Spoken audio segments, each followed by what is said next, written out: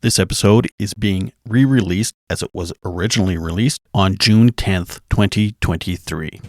So he comes in around 3:20 a.m. and I do remember the times vividly, very vividly. So he comes in and I look at him. All right, man, what's the word? How is she?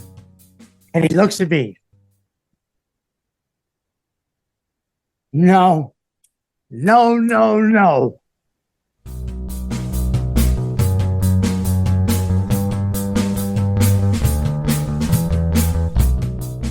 Hello and welcome to another episode of Bunny Hugs and Mental Health.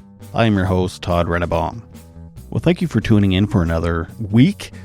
This week I am speaking with Daniel Norwood, and I have to tell you this is a pretty intense episode. It's really raw, it's powerful, it's emotional. So I met Daniel through Instagram a few months ago. He reached out to me trying to get a number or a contact from a person who was on a different episode, and so I hooked him up with that, and we got to talking, and his story is it's just heartbreaking and it's powerful. I'm having a real hard time recording this intro because I don't want to give anything away from Daniel's story because I want you to hear it from him, because he's never told anyone the story. So listening to it, that's why it's very raw and very powerful and very emotional, is because it's his first time telling the story to someone like publicly like this. But I understand it's hard. It's a hard sell when I'm not telling you anything about it. So just trust me with this one. Daniel has a ton of life experience from kind of growing up in the streets a bit, to his time in the military and fighting in Iraq, to this final incident that happened a couple years ago, and to his healing now. So I guess I'll just leave it at that. Next week, I am speaking with Dr. Jody Carrington. She is a child psychologist and a best-selling author. We talk about, we kind of just bounce all over the place. We didn't really have an agenda or one particular subject matter we were going to talk about. So we kind of talk about all types of stuff, and that's a really great episode, so please don't miss that next week. Please follow the podcast on Facebook at Bunny Hugs and Mental Health, and on Instagram at Bunny Hugs Podcast, and on TikTok, Bunny Hugs Podcast. Please rate and review the podcast if you're listening to it on Apple. That would mean so much to me. Anyway, I'm just going to jump into it now because it's a long episode, but without further ado, I give you Daniel Norwood.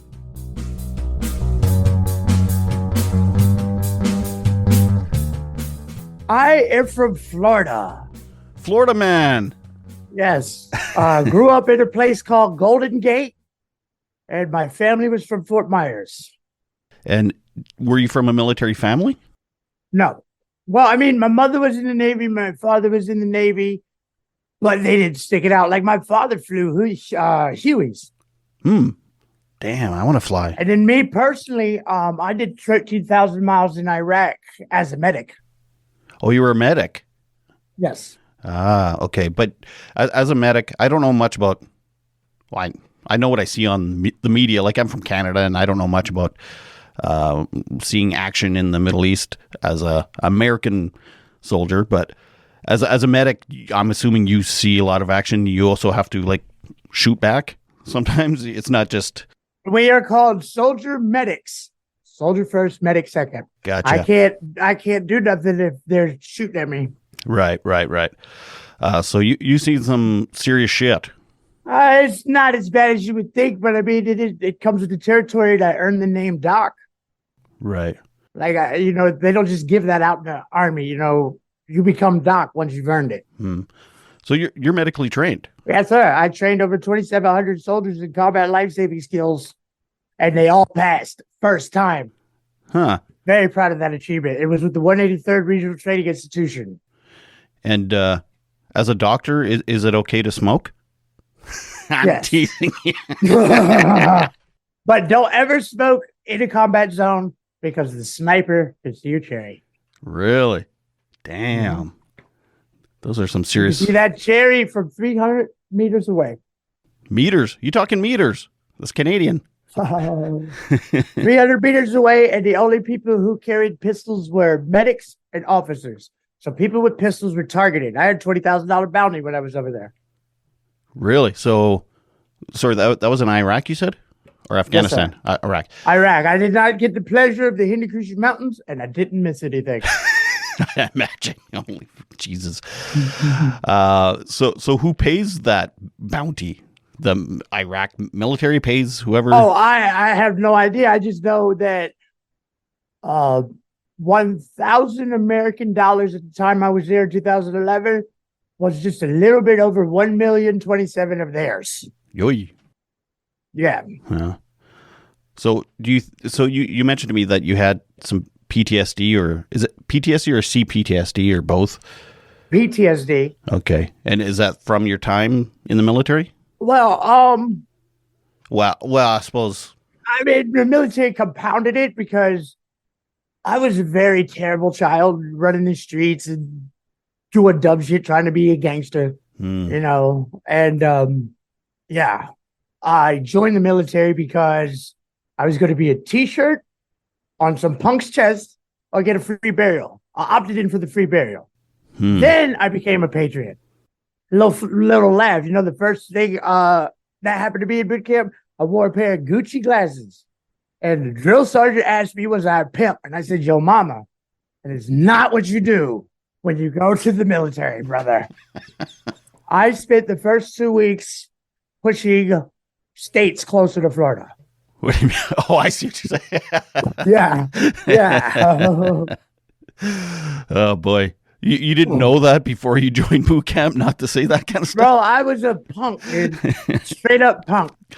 The only person I respected was my mom, and that was sliding away at that time, you know?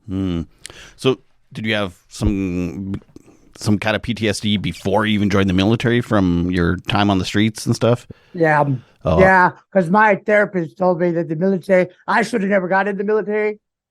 I told my therapist, just shut up, you know, because and don't take this the wrong way, but there's a lot of people out there that use these diagnoses as crutches and excuses, and there's no excuses.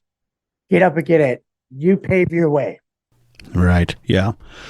I don't fully disagree with that. I mean, everybody's different, but now there are a lot of legitimate people, but a lot of people now that it's become, for lack of other words, a fad.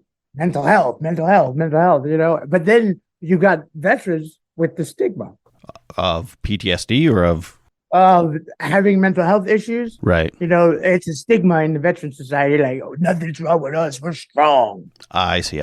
Yeah.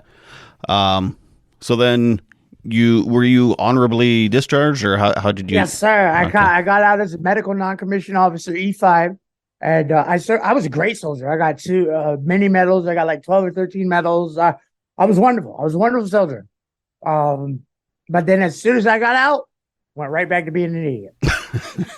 well, that'll happen. So when you say an idiot, what kind of stuff were you up to? Well, drinking got way out of hand. Then I was selling and doing illicit substances. I mean, to the point of I didn't work for 2 years. Because selling was paying the bills, or? I was basically, what I was doing was I was selling drugs with customer service, and I took everything, not just cash, because I run an eBay store. I gotcha. So you're a pawn shop / drug Trailer dealer. Park Pawn Shop is what they called me. Oh, really? Yeah. Well, I mean, you got to do what you got to do, I guess. Well, I look back on it, and it's like, I mean, you could always say, if you could change this and this is like, man, I wish I would have concentrated on my education more.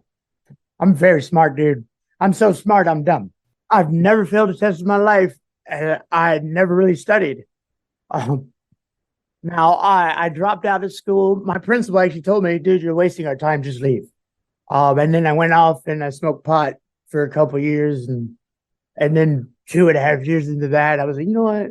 I need to do something. And I smoked a blunt and went down, took the ASVAB, and got a 98. Like, I'm the type of person that pisses people off. I ain't gonna lie. So they're like, we're just gonna make you general right now. Well, no, they actually tried to put me in the infantry slot. And they said, fuck off. I want to be a medic. And they were like, we ain't got no slot. Bye. And I left. And then about 2.5 weeks later, they called me back in. And I signed the paperwork, and then I'm mad. I could have been a scuba diver. I didn't even know that the Army had those. But being a medic was cool, and I'll tell you, a lot of people ask why I didn't stay in it. It's a tough life. It's a lot of responsibility, and I just didn't want to do it no more. Mm-hmm. That's the ADHD in you, maybe. Oh yeah, dude, you have no idea. I've worked 1,000 jobs. I do know. I've had 1,000 dreams. Well, yeah, you do know. I've had 1,000 dreams. I'm always pursuing something. Mm-hmm. And just recently, we'll dive into what we're going to talk about here shortly. But me getting on the internet, doing my online streaming and stuff like that. But the online streaming brought me back to life because I had gotten out of incarceration, and I would sit in my home and binge watch court TV, Forensic Files, and just day in and day out, and day in and day out. And then my mom was like, "Get a fucking video game, dude." And I was like, "Fuck it, I got an eBay store. I'll spend $150." And 6-7 months later, it has turned into a whole shebang. I got a computer, but enough of that spiel. Okay, one more question about the military. You said, yes, sir. Well, I'm assuming it's about the military. You said you have a traumatic brain injury. Was that due to your time in Iraq? Yeah. Okay. You got blowed up. Something like that. It's simple. 1,000-pound daisy chain bomb. So what a daisy chain does is it goes boom, boom, boom, like that. It was 1,000 pounds of explosives spread to hit a convoy. Gotcha. Because I did convoy security. I was an infantry medic attached to a cavalry unit. So I'm assuming quite a few people got hurt then. Well, I mean, it's the way of the animal, but I'll say we lost more people to their own hands than we did to actual combat. Mm-hmm. Really? Yeah.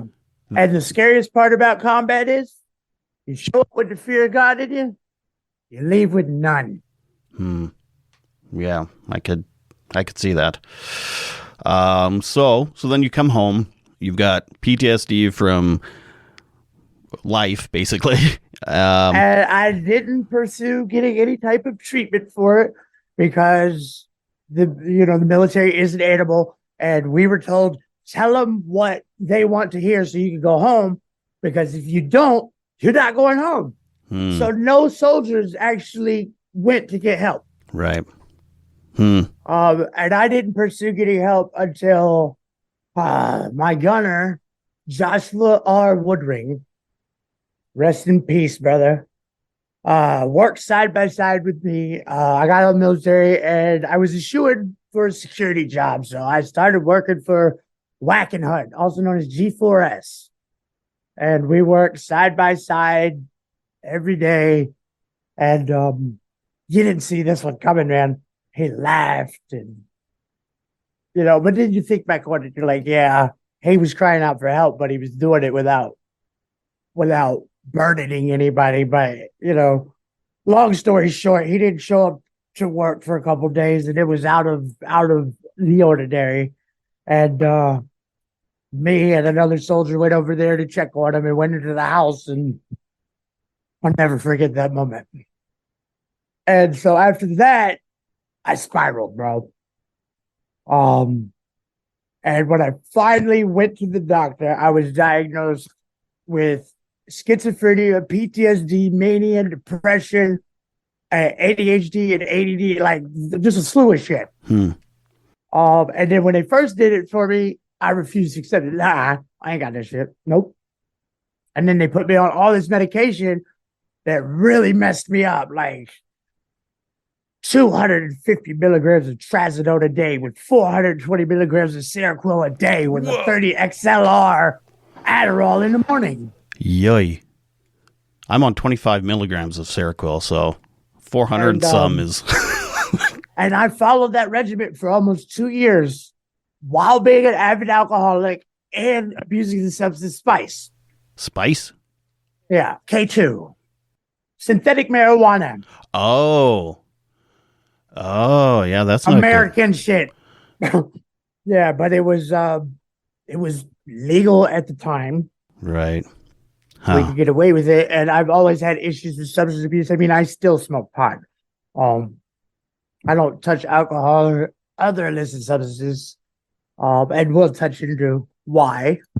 And it's not just because I'm on probation, because even since I was on probation, I fucked up Hmm. after this. Right. So this event you're talking about and all these diagnoses, was that after This your... is in 2012. Oh, okay. So The deployment before... was in 2011. And when did you get the brain injury? 2011. Oh, did you just say that? Yeah. Oh, sorry. It's all good, dude. It's all good, dude. Okay, so you come home from the military, you got all these diagnoses and all this thing, and you're kind of your old ways again, but you're able to find a companion? Well, I was married before I left. Oh, I see. Okay. And that's another story because I'm divorced. I've got an ex-wife and a baby mama.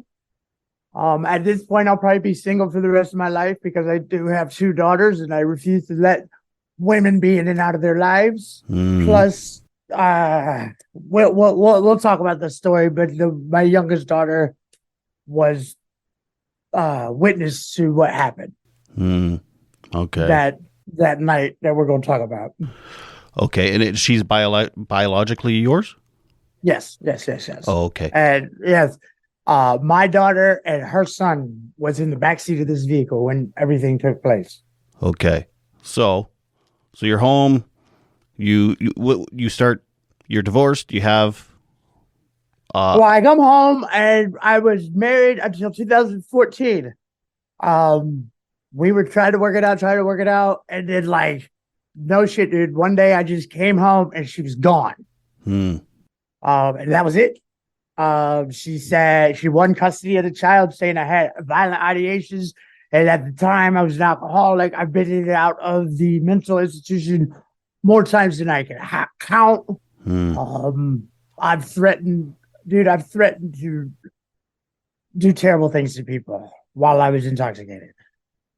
And now I'm an open book, and I'm here to be 100% honest because for whoever's listening, I want y'all to understand that y'all don't have to go through this, and you can learn from my mistakes. And I know it sounds like a cliche, but I'm dead ass serious. Yeah.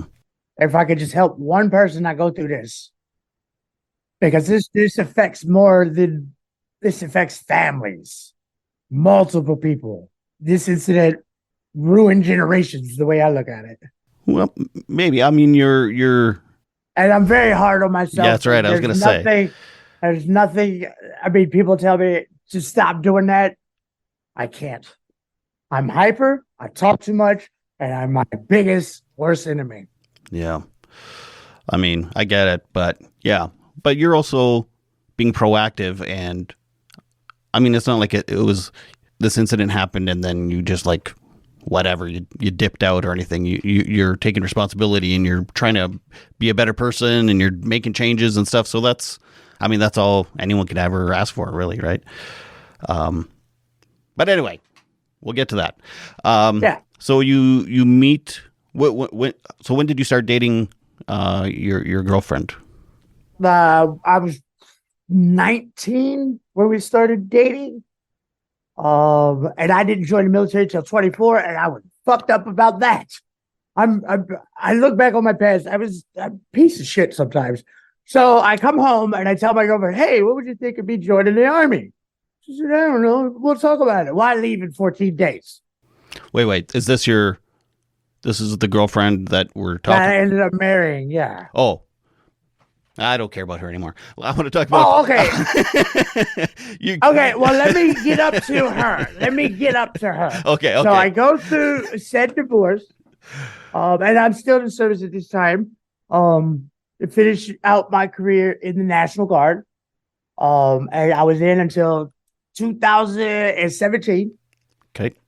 Got out actually in 2016, which you had that inactive period that I had, which is inactive reserve. It really don't count. So we'll say I served from 2009 to 2016 Went to Iraq in 2011, did 13,000 miles. I was a medical instructor, blah, blah, blah. But yeah, so I go through the divorce. I buy a trailer outright. Boom, buy this trailer.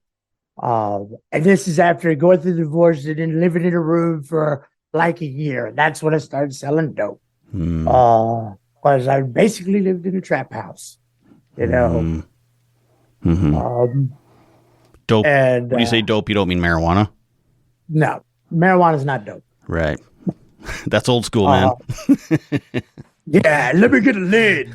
But and I am not proud of it by any means, and I have nothing to show for it except for the lives I probably helped ruin. But I will also say I was that drug dealer that would talk shit to people for buying their drugs every time, never fail. Yeah, man.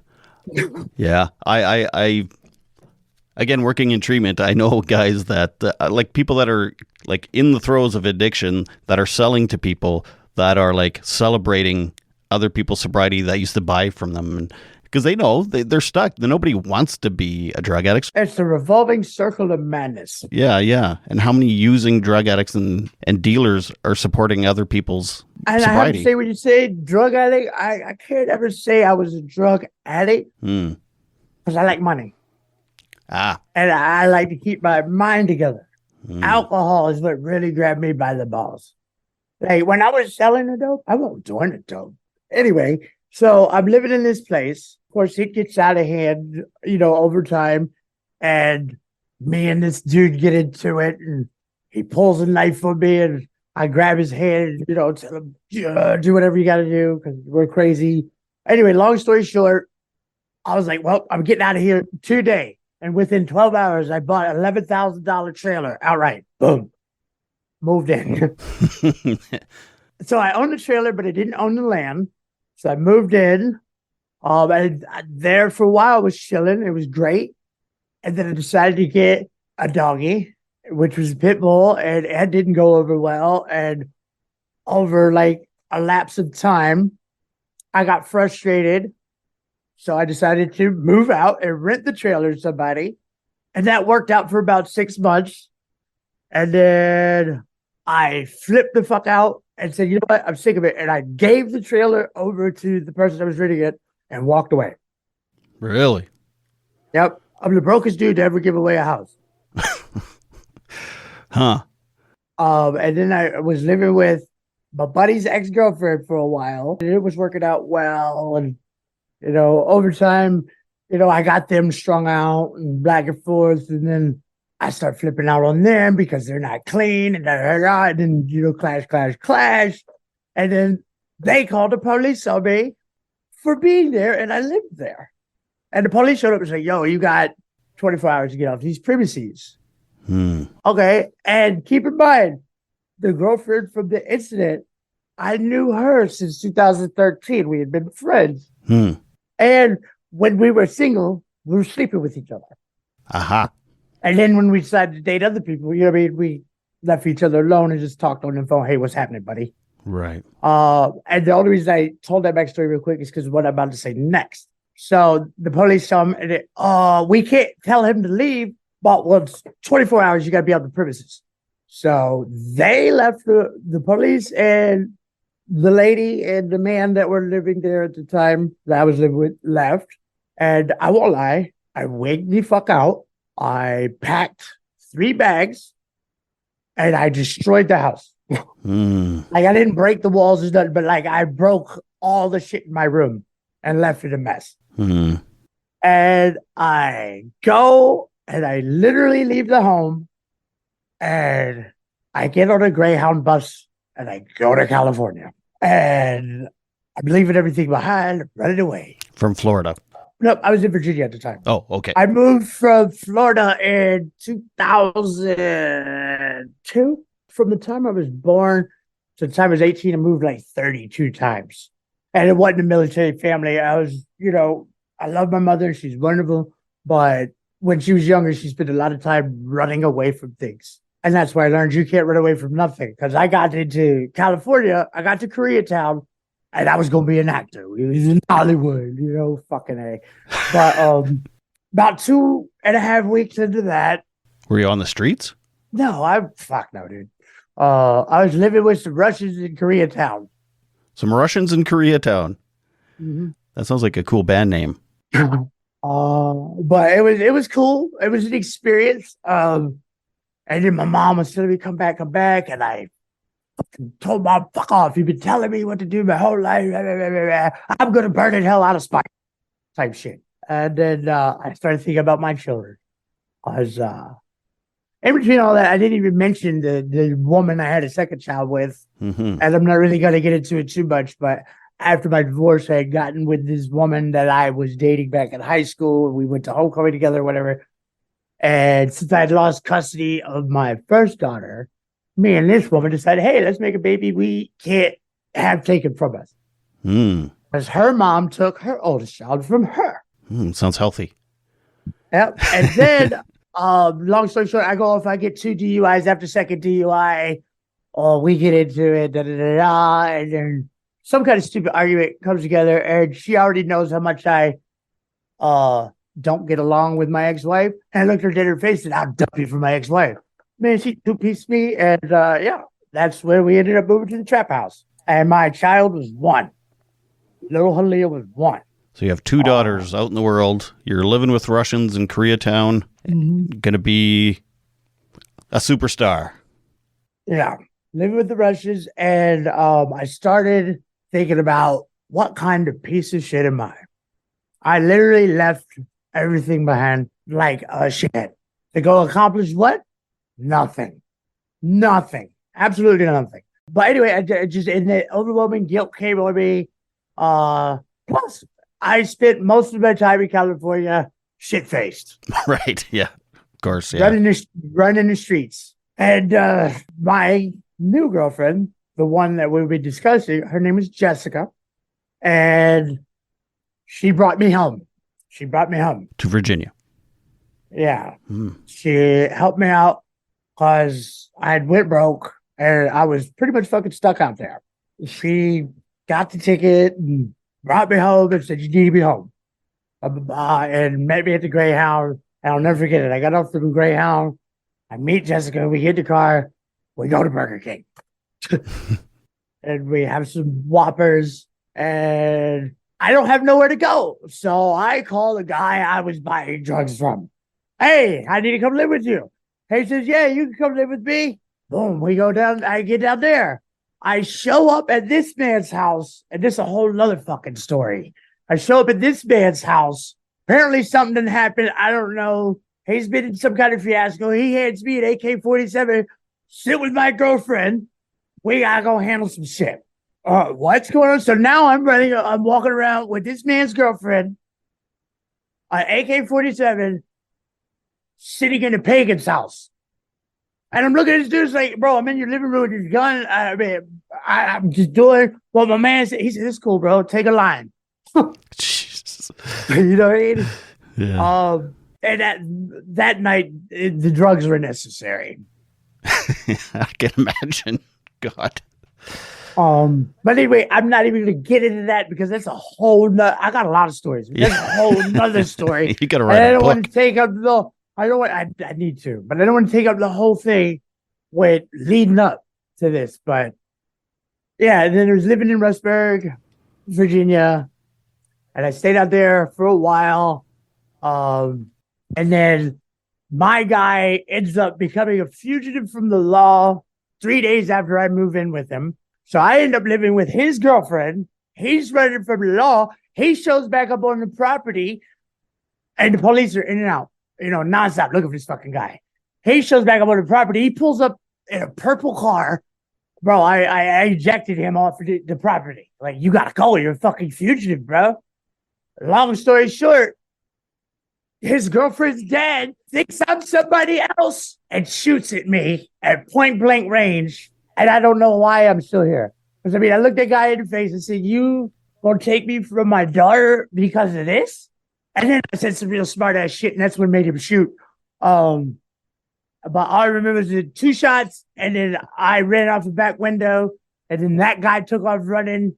And then he took his own life in Roanoke, Virginia.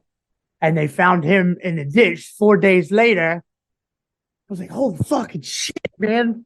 And it doesn't end there. But I get out of there and I leave there. I said, I'm making myself homeless. I got to get out of the situation. Boom. I grab those 2 bags, the same 2 bags, and I walk from Rustburg back to Lynchburg. And I call one of my veteran buddies and say, bro, let me stay on your couch, man. He said, all right, bet. Stayed on his couch for 3 months. And then in that time, me and Jessica were seeing each other on, and then we made it official. I asked her son's permission to date his mama, and we started dating. And once we started dating, I stopped doing illicit substances. She didn't care that I drank. I'm not going to say she enabled me, but she never said no when I asked for one. She wasn't in that other scene, like the drugs or anything. She wasn't. No, not at all. She was a pharmacist for Walgreens, college educated. I mean, I pick smart women, bro. Fucking harass. But very, very smart woman. Older than me. My ex-wife was older than me. And then my baby mama was the same exact age as me. When I was 30, I dated a 19-year-old just to see what it was like. I hated it. But so me and Jessica start dating. This is where we get into the story. We start dating. I quit selling dope. I quit doing any little bits that I was doing is out the window. Smoking and drinking. That was it. Boom. I start working full time. I get my VA benefits. Life is looking up. She's guided me out of the hellhole, basically. And then we go and we get an apartment. We move in, and her son's there, and she's there, and we get a couple kitty cats, and my child is coming back and forth, blah, blah, blah, whenever. And this is my youngest child, because in 2018, like a dumbass, I got drunk one night because my ex-wife was letting me talk to my daughter on the phone every day. And then one day she just stopped. And after like 2 weeks, I sent a really fucking stupid text message that I'll have to live with for the rest of my life. I said, if I can't see my daughter, I will kill you, your boyfriend, and everything. And she took it straight to the police. Oh, I get arrested. Pow! Take it down. I do a night in jail. And 2-year restraining order. Restraining order gets lifted. I'm getting my life together. I finally got out of fast food because I left the military and I went to serve at the Waffle House. I did that for 4.5 years and then went to Bojangles. Then got out of that and started working for Anthem Blue Cross Blue Shield. Best job I ever had. Thank you, Jessica. She really pushed me. And I was literally talking for a living. I made it. I got to do what I wanted to do. And that's talk for a living. And help people. I love to help people. And we're working. It's great. Life's coming together. I'm trying to wait out this restraining order. The time passes. It gets lifted. I don't violate it or anything like that. And I start putting in the paperwork to see my oldest daughter. And give me a minute. What happens? I'm going to tell everybody what happens straight up. It was 100% avoidable and 100% my fault. Because of my negligence and stupidity, this is what happens. Life is perfect almost. Like, we have dinner time. I work from 7 to 3. Like I want some white people shit. Yes, I did it. And I had never stopped drinking, and the drinking was getting worse and worse and worse. I won't lie, it's not an excuse, but like I drank myself to the point of having GERD to esophagitis, a hiatal hernia, and throwing up blood. And that didn't stop me. I was working at Blue Cross Blue Shield, and I would wake up and drink a Steel Reserve. I would go on break and drink a Steel Reserve. I would get off work and drink a Steel Reserve. I mean, like, I drink Steel Reserve from the time I got up to the time I went to bed. to the point like I was an extremely functioning alcoholic type person. Oh, but it was terrible. It was terrible. But anyway, life's good, whatever, whatever. I tell my girlfriend, I say, hey, we got our own place. We got the kids coming in and out. Let's get a gun. We didn't own a gun. I mean, I've owned multiple guns, but bounce from home to home and I don't have a firearm. So I said, hey, let's get a firearm. And this is the pisser. She goes down there because I have mental health diagnoses. So I couldn't do the paperwork. So she did the paperwork and got the gun. We get the gun, boom. Everyday part of life. It's around. It's on the hip. Open carry, blah, blah, blah. Very safe about it. Always put it in a drawer. Kids stay away from it. Always unload it. I had over 2,500 hours of firearms safety training. Which makes this another. Anyway, we'll get into it. That's a lot for me, dude. Mm-hmm. Shaking like a fucking leaf. Ball's 100% in your court, man. It's up to you. Oh no, we're going now, dude. We ain't stopping. So anyway, should we get the gun and whatever, and life's chill. Life's pretty normal. We've got a schedule. I cut off most of my stupid friends. Like, fuck all of you people. I don't want nothing to do with you. So the cutoff of people happened before the series of events I'm about to explain. The series of events just helped fuck everybody. You know what I mean? That's not the way I feel, but like, there's certain people you just have to get rid of in your life. Absolutely. Because you are a product of your environment. You're a product of what you surround yourself with. That's right. So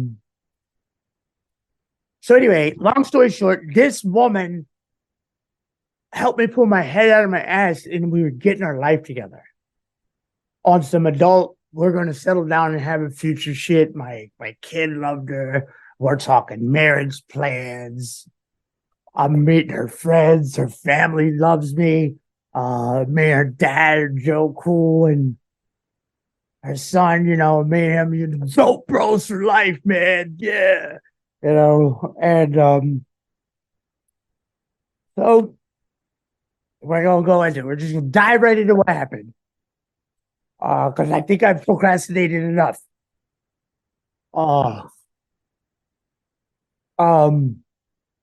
So July 4th, 2021. We're celebrating. We're enjoying our time. Me and the kids, and Jessica and her son, which I would not say his name. He's a minor. We all go and we go to the water park and we have a good time. And I'm drinking the whole time.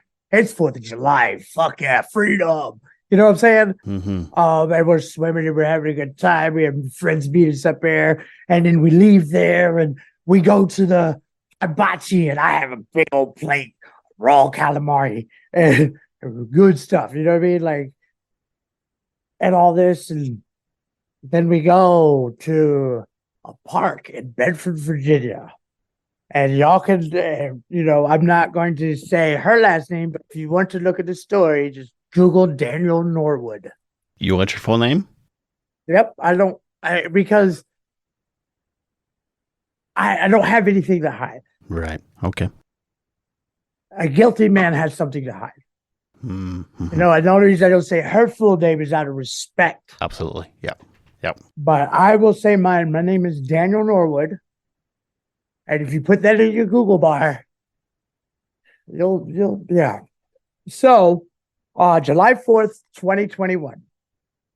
After all the festivities and the food, we go down to a park in Bedford, Virginia. And they have a fireworks show and the kids bouncing houses and all this and that. And, I got my gun on my hip the whole time. And I'm running back and forth to the car so I can hit my drinky drink, and we're having a good old time. And they set the fireworks off, and it's getting dark, and they're wrapping everything up, and we kiss each other, and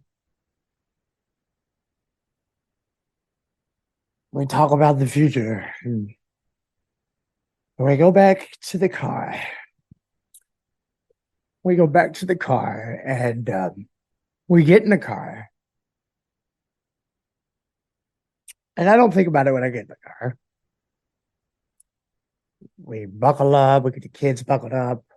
We're in a church parking lot, too. All this took place in a church parking lot. We pull up to the stop sign to pull out of the church. I look up. I see traffic cops. I'm like, oh, state of Virginia laws. I pull my weapon off my hip. I don't have my concealed license on me at the time.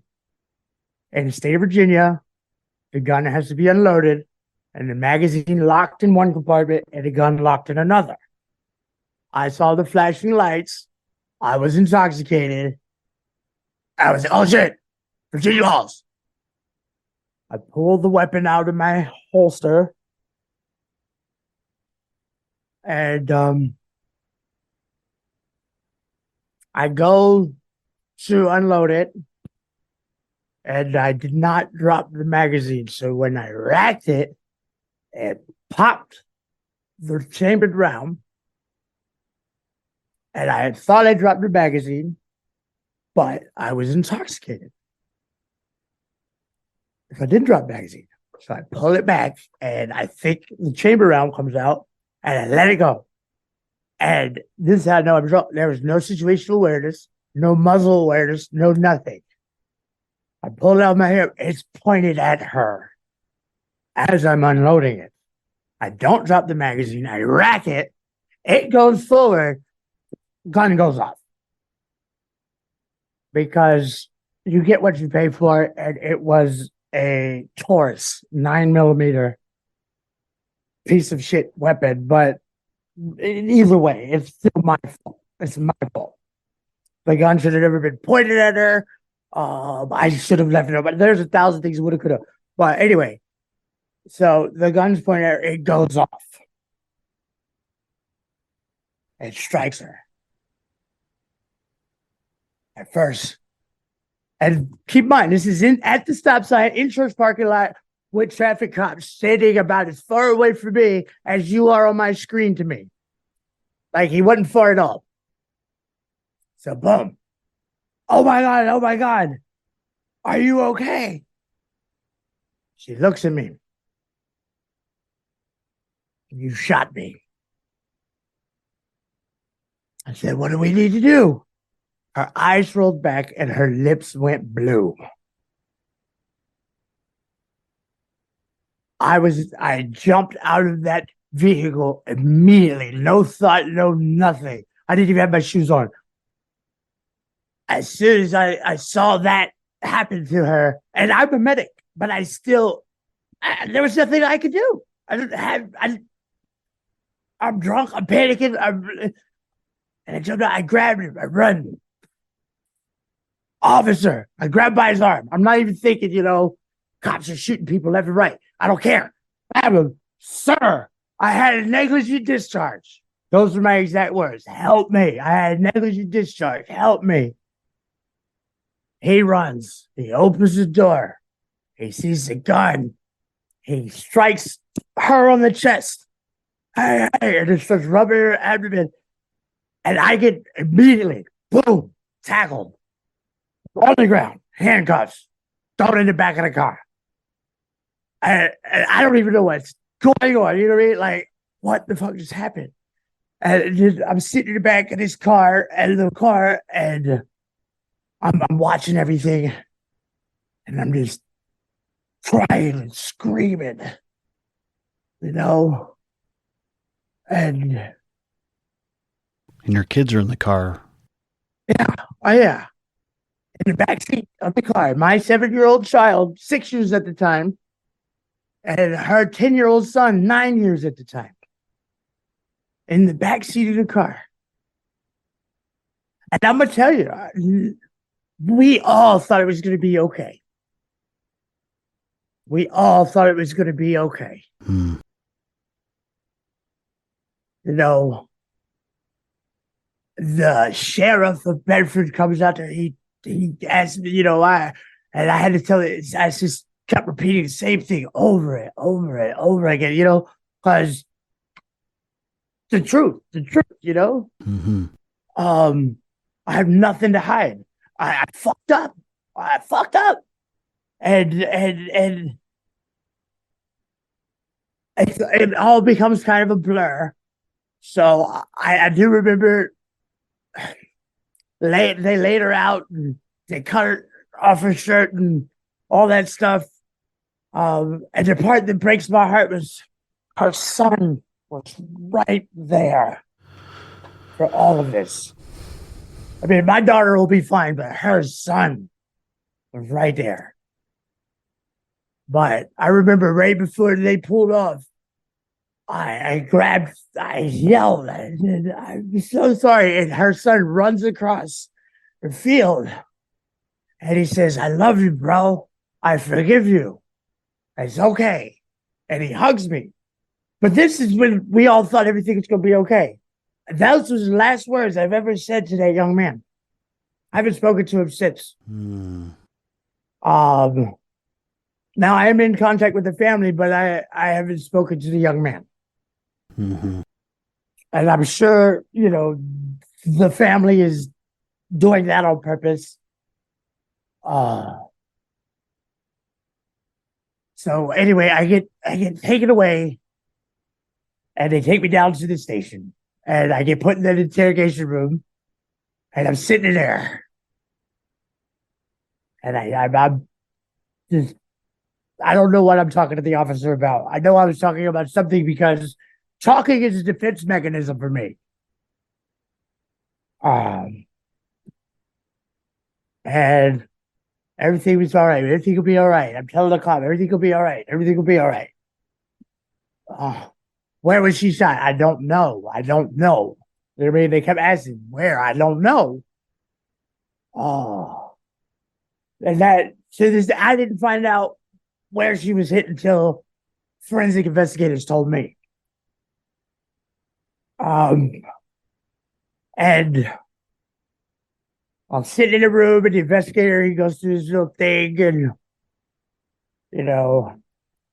I hear the kids. They're in another room, and I can hear them, and my daughters talk about mermaids, and she don't understand what's going on. You know what I mean? Mm-hmm. And I'm all over the place. I do apologize. I'm very manic, even with medication. But this is a tough thing, and I've not really ever talked about it. No need to apologize. You're doing just fine. This is no worries, brother. You're doing amazing. So I'm sitting in the room and I'm waiting. And I know everything's gonna be okay. And I know this because when I was 17, I shot somebody. And that person I shot on purpose. And they didn't die. Mm-hmm. Like, I was trying to kill that guy, so we should be okay. That was, my thought process. Mm-hmm. And, that shit happened when I was 17. It was stupid drug shit. But just explaining my thought process. It's going to be okay.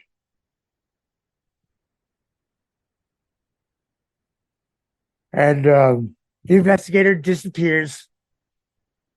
And then he comes back into the room about 3:20 a.m. on the 5th at this point.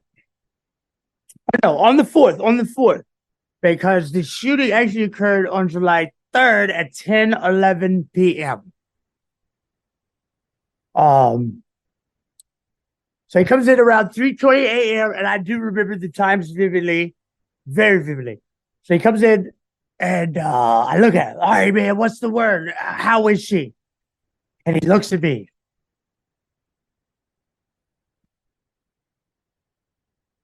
No. No, no, no.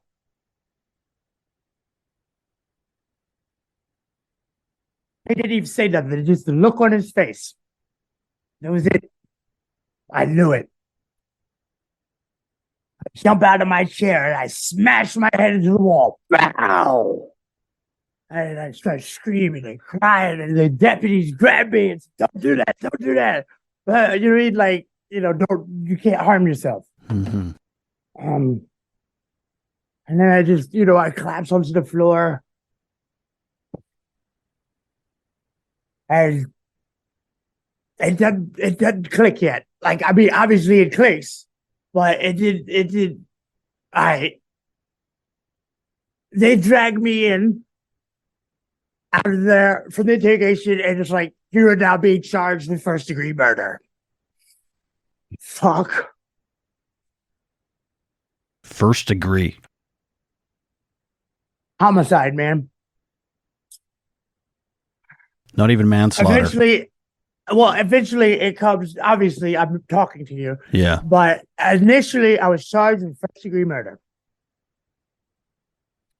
Intentional homicide of my girlfriend. Mm-hmm. And we don't have a history of arguing. We don't have a history of fucked up text messages. You know what I mean? Like, none of that.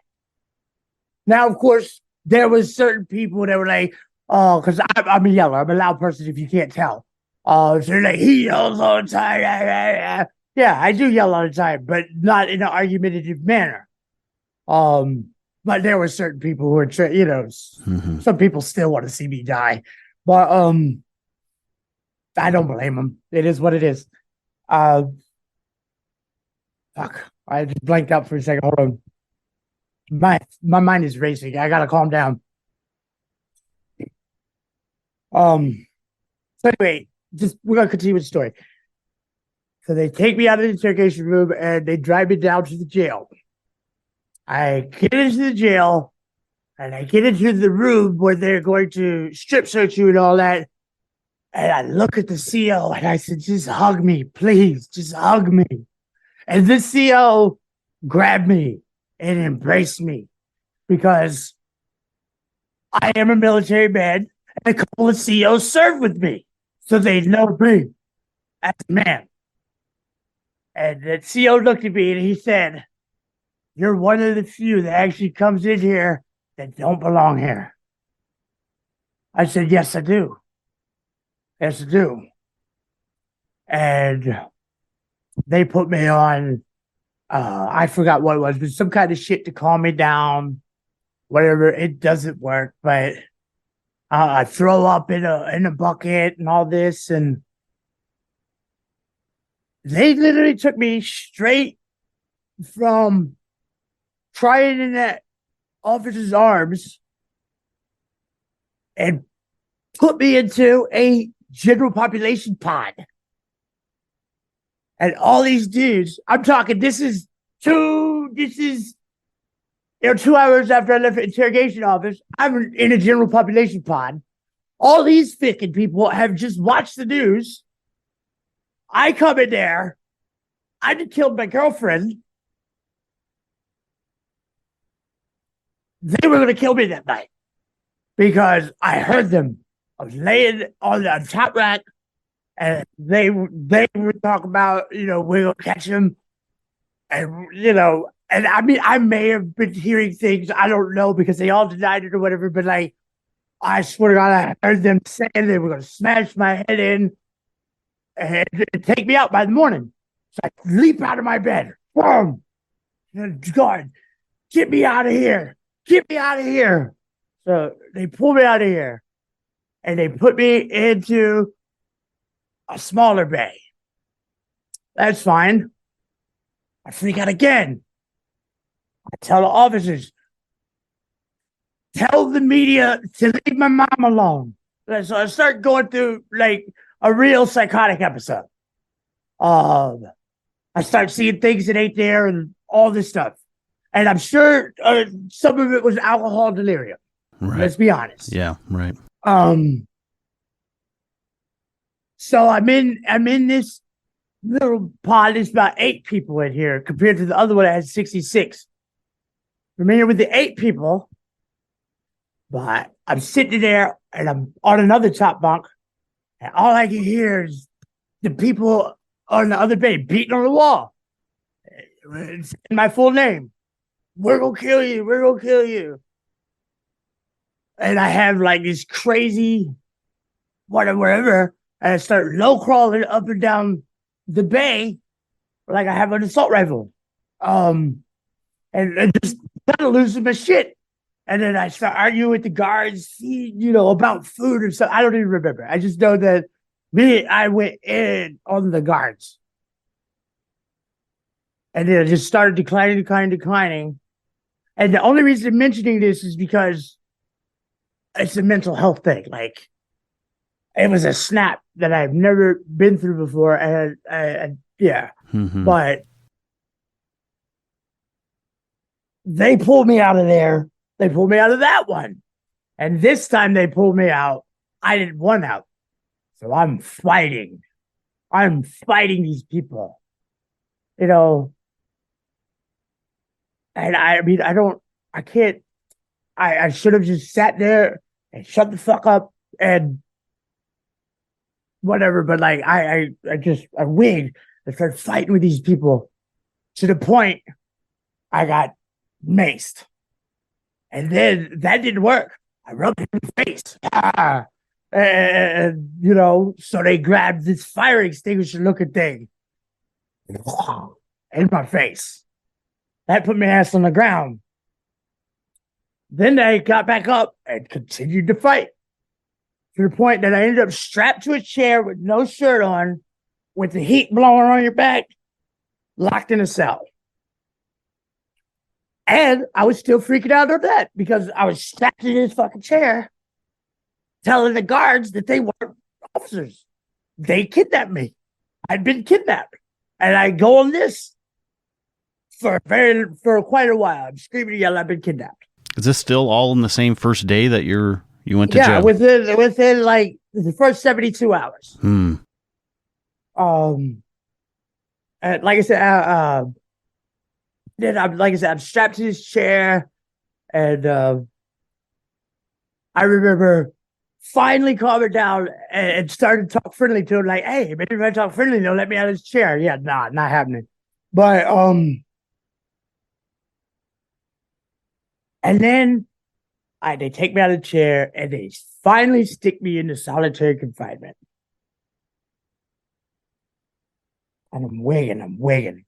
Day in and day out for like a week, just screaming and yelling. And I broke the vent in a solitary confinement cell. I ripped a fucking vent off the wall in a solitary confinement cell. Like, I don't even know how that's possible. Mm-hmm. And I was doing flips and I had visions. Oh my God. Just the worst visions of, I literally sat there in that solitary confinement cell, and once I quit wigging out, I got on my knees and I put my hands up and I started seeing every member of my family brutally killed. Visions of my ex-wife being killed, my children being killed, my mother, my brother. Like, I saw everybody I loved killed, and I thought it was real at the time. Mm-hmm. These people are killing my family because of what I did. And I've got these visions and I'm hearing these voices and I feel like people are coming to kill me and just all this crazy stuff. And then to caveat it, I'm sitting on my knees, my hands in the air. I don't know how long. The guards are coming in and out every 15 minutes, and every time we come in, kill me. Please kill me. Please kill me. Like, I can tell you, not from a combat experience, but from this experience, I know what it feels like to accept that you are going to die. And you say, okay. Mm-hmm. I was there. I was at that point. It's over. I wasn't suicidal. I was just accepting the fact that I am going to die. And of course, these guards are assholes. They turned it into a fucking game. Because they're not doctors. They don't know nothing about mental health. And then the Wiggin, and I had all these visions, and I had multiple visions of my girlfriend being murdered, like brutally, over and over and over again. I had a vision of my own child being flushed down the toilet. Like, it was horrible, dude. Do you think some of this might have been alcohol withdrawal as well? Yeah, well, that's to say alcohol delirium. I'm sure it was an effect. Along with everything else compounded. Yeah. But no, we're definitely gonna say alcohol delirium has something to do with it. Right. And then, I don't know how long it was. I will say 2 weeks in, it finally calms down. And at this point, the officers have taken literally everything from me. I am in a turtle suit. A turtle suit is that green thing. It's a blanket with armholes in it. I had they took everything. I didn't have any bedding. I didn't have, you know what I mean? Because I was fucking wigging out so bad. So they had me in the solitary cell with a metal bunk, and that was it. And like, they didn't even give me a real tray in the beginning. They didn't give me a real tray. And they quit opening the doors. Like a food tray. Check, because I remember the guard opened the door one time, and I tried to push out of it, like, where was I going? But then it all calms down and reality sets in. I tell you all of this chaos to tell you this. It sets in.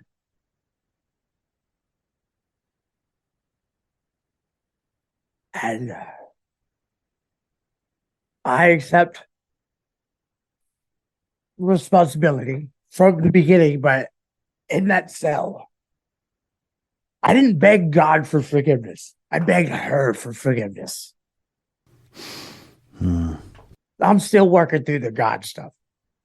My mom is encouraging me, but, I have mentioned to her that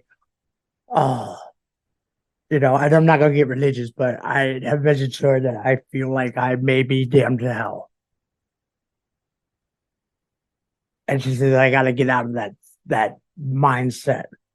And, you would think a lot of people get in a situation like this and they would hate God. God was all I had at that time. And then, according to what the guards are saying, I'm not exactly sure how it worked, but I know once all my chaos settled down, even they could tell, like, it's hit him. And the guards, months later, after I was talking to them, they literally told me that was the saddest shit they ever saw in their life. And I can't even explain it, but I can just tell you what they told me. They said that's the saddest shit they ever saw in their life. And these are guards who's been there, 17, 18 years. Did you have to go to court at any point? Oh yeah. I got denied bond immediately. And then I go to a arraignment preliminary. And then I pled guilty from the beginning. So my shit went all the way up to a grand jury. But I didn't fight. I didn't fight it at all. I was guilty the whole time. I said, I'm guilty. I didn't deny it. I didn't justify it. I didn't do none of that. I just told the truth. Forensic evidence was presented. There was no way it could have been done on purpose from the trajectory of the entrance and exit wounds. And that's when you found out where you hit her. In the leg, dude. In the fucking leg, man.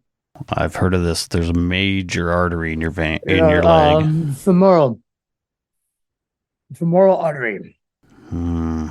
But so I'm going to court, and we're going back and forth, and I say nothing during my cases. Nothing. I made one statement And it's broadcasted to the internet, my statement I made after sentencing.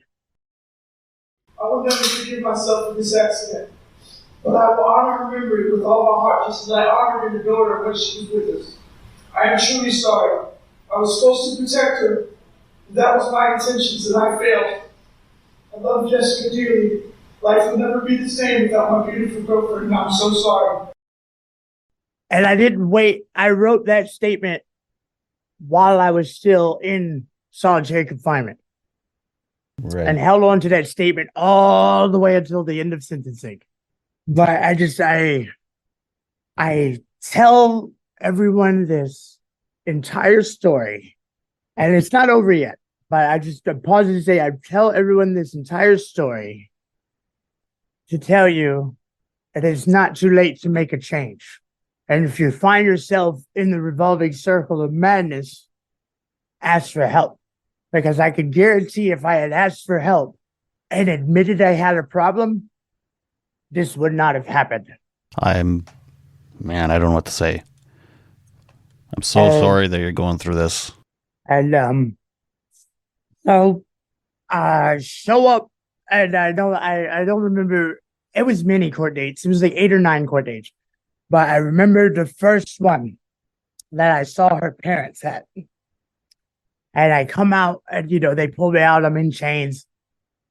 I pull in, and then, my lawyer does his fancy lawyer thing. And I'm walking through the front of the courtroom, and I looked at her mother. And I didn't say anything out loud or anything. But I looked her in her eyes, and I lipped, "I'm sorry." And I put my head down. And I kept walking. And we're fighting for this case. And, they start, my lawyer starts talking about PTSD and this, that. I said, that has nothing to do with this. Mm-hmm. Nothing to do with this.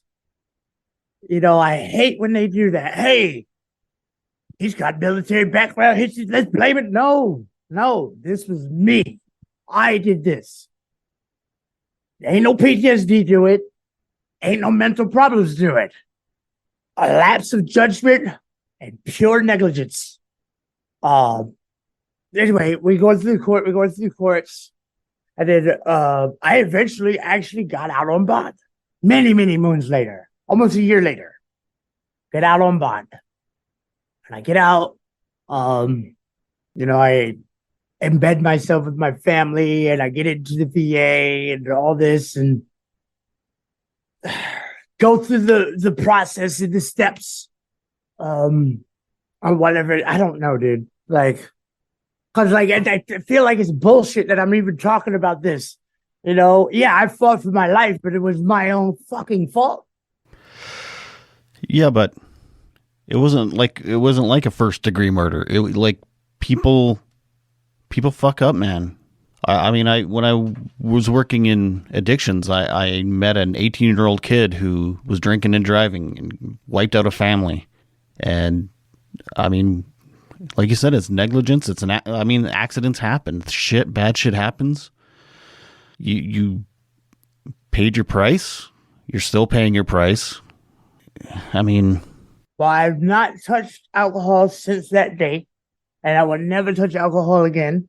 Mm-hmm. Because if I do, I'm going to narrow it all the way down to this. If I take another sip of booze, I might as well just go piss on her grave.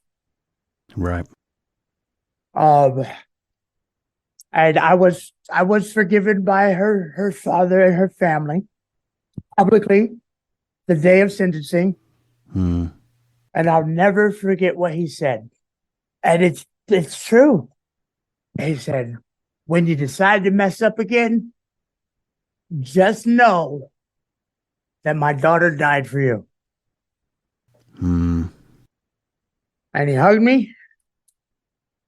And we've been in touch, contact, and whatnot. And I did set up a trust for her son. And I told her father about it, and he was like, I don't know what to say. I would say, fuck you, Daniel. You know what I mean? But he was acting like, oh my gosh. I was like, what? Bro, you should have sued me for my soul. Because I didn't get any restitution. I didn't get sued. I didn't nothing.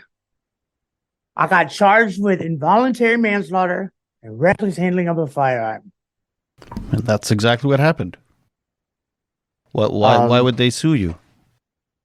Wrongful death. But why? What would that do? I don't know. I'm a father. I mean, I thought about being in that man's position a million times.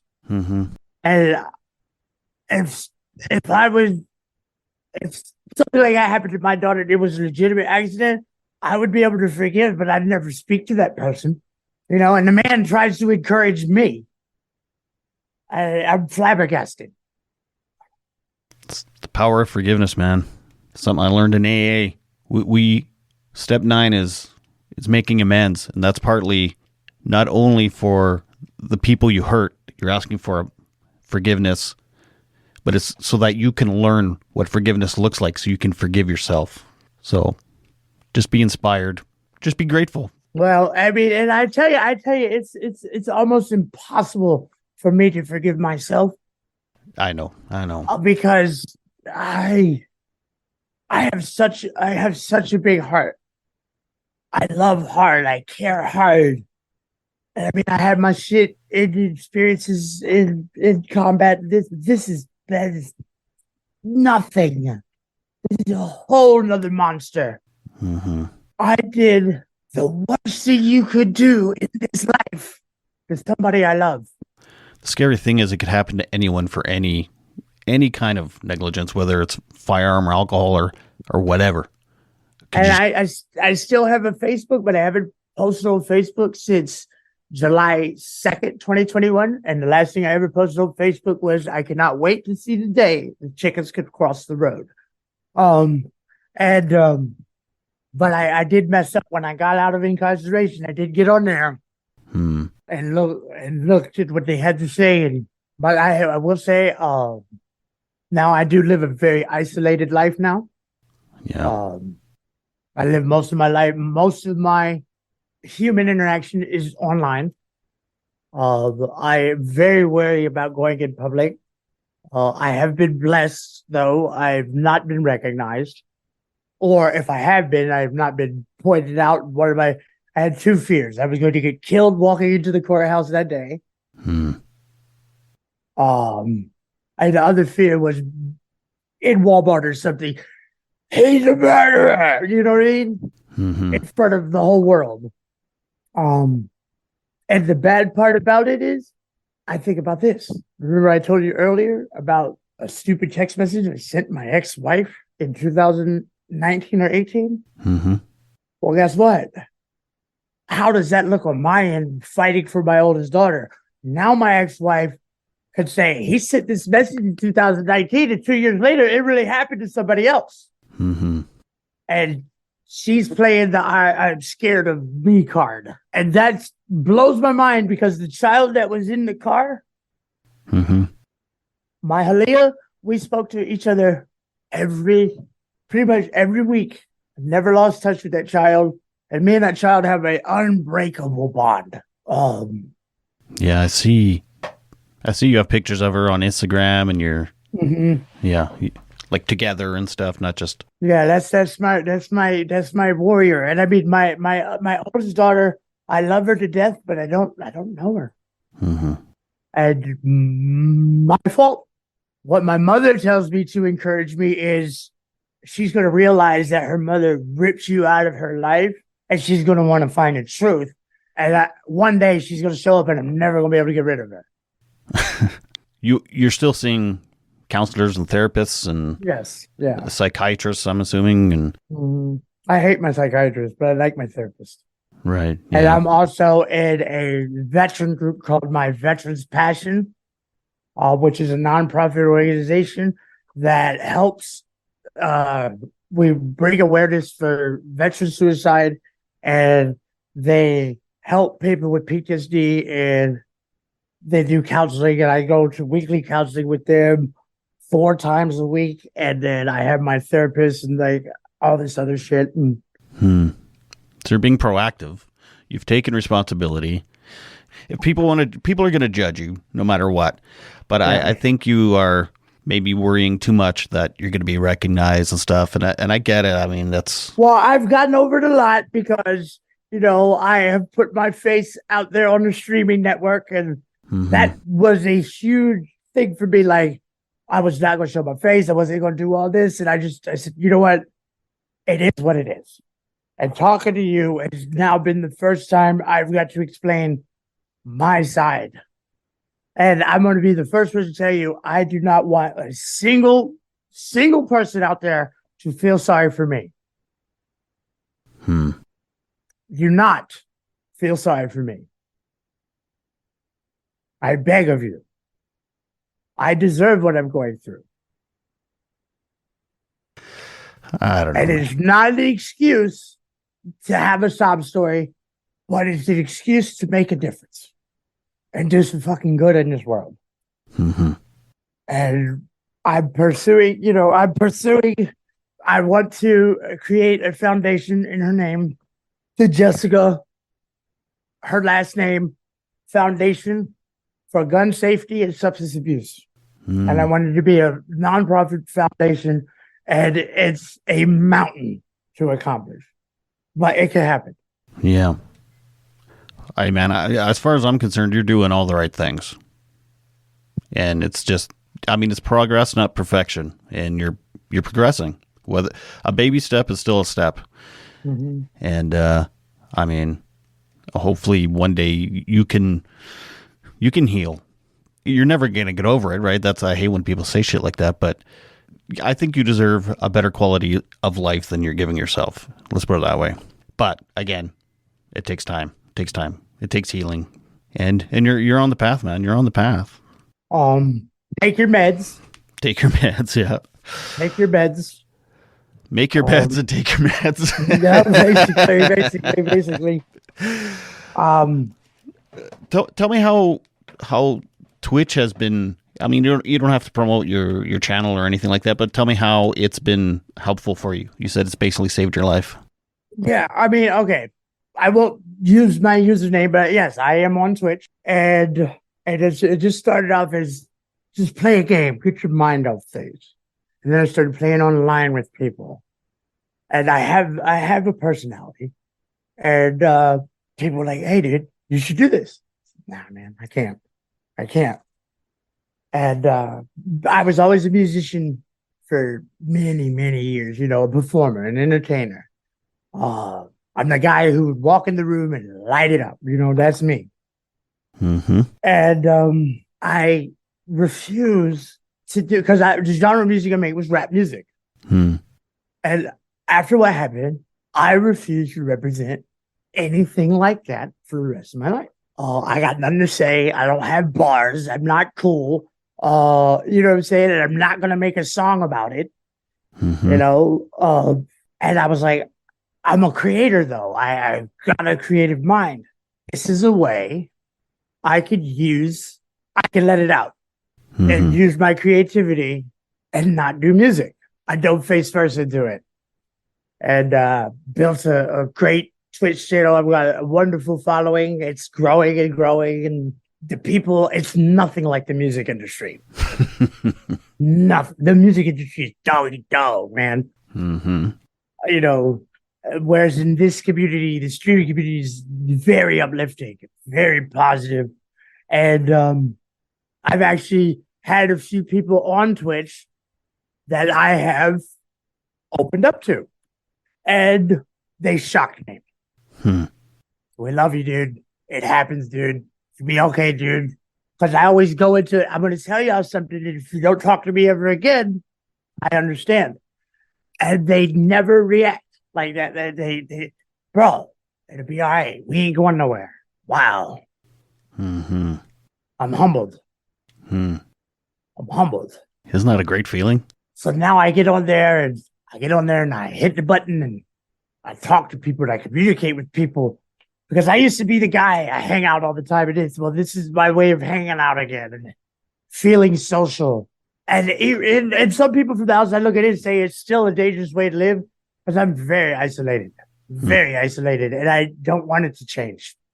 Mm-hmm. Well, I'm kind of ish the same way. I mean, I live in a small town, and I hardly know anyone from town anymore because I don't go out. But I'm still making amazing connections with people because I'm doing this. So I'm still right. Exactly. Yeah. I mean, I'm having way better conversations on here than I ever would talking about the weather and fucking whatever. Exactly. So I'm like, people might look at me and think I'm isolating. I'm like, fuck you. I'm having like the best conversations and connecting with the most amazing people all over the place. And then the isolation, like a lot of people look at, oh, you're isolated. I look at it, this opportunity was horrible. This whole thing was horrible, but it gave me an opportunity to legitimately reset my life. Mm-hmm. Nobody want to talk to me afterwards. When I got out, nobody want to talk to me. Good. Leave me alone. I don't want to talk to you either. And the few people that I've talked to in the real world, like I ain't gonna lie, I had one friend that I've known for 17, 18 years. Cut him off. Nope. Mm-hmm. All the drug people, bye. All the hood people, bye. I communicate with those that I must communicate with. And I'm embedded with my family. You know, because people come and they go. Nothing lasts forever. I just want to say, you know, what I take from this whole situation, this scenario is I don't want to die. I want to live for those who can't. And I want to make a difference. And you can change the world, even if it's only one person. You change one person's life, you've changed the world. We can't give up. We can't quit. And we got to keep fighting. And for those of you listening, use me as an example. I am not using this as an excuse. I am out there and I am trying to live and make a difference and be positive. Because my mother told me, you know, just because this happened doesn't mean you have to lose your smile. And I loved Jessica. We never broke up. And I never got to say goodbye. I literally just found out where she was buried 3 days ago. I did not ask her family. You don't ask those questions. The wonderful internet. But I've never been down there and never got to say goodbye. And I'm going to do that. And I know Jessica knows that I didn't mean for this to happen. That's right. And I believe she's my guardian angel. But yeah, I appreciate you. Thank you for the opportunity. And make sure you all follow Bunny Hugs Mental Health on Instagram, TikTok, and all your socials. Appreciate it, brother. Love you. Take care. You too, brother. Love you too, man. Thank you for everything. And don't stop shining.